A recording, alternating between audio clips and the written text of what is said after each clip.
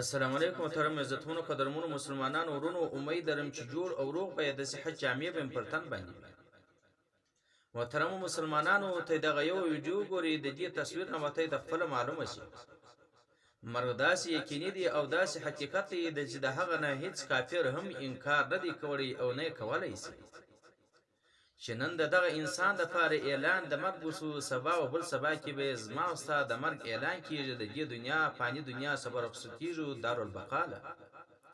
یو ځل حضرت عیسی علیه السلام په لارې باندې روان دی چې د انسان سره ولیدي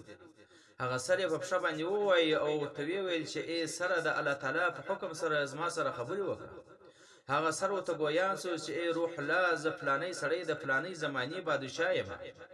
یو ورځ د خپل فوج په مابین کې پر تخت باندې ناسم تاج پر سر و د ملک الموت په لیدو سره زما اندامونه شل سلو او روح مې والبوتې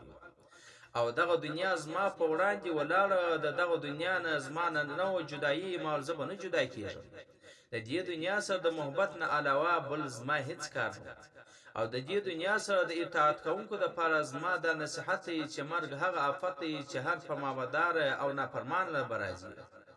انبیاء علیه الصلاۃ والسلام کو صرف د نزع حالات د زکندن سختی بیان کړی د ملک الموت په دې دوست چې کوم وحشت او بیره په انسان باندې راځي هغه نه د بیان کړی ملک الموت کچیر یو انسان وویني د هغه شکل او صورت ویني چې په دې په کوم شکل او صورت کې انسان ته راځي او باقی ژوند به ټول د لاس ور کې چې دومره خطرناک شکل او صورت دی کچیر نور عذاب هم الله تعالی و د انسان ته نه کوي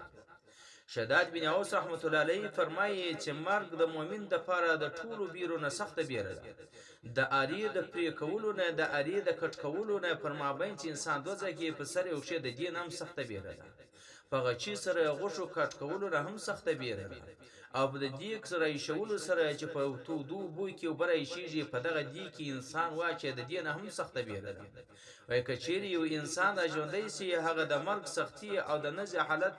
سختی چې کومه ده هغه دغه ژوندو ته بیان کړي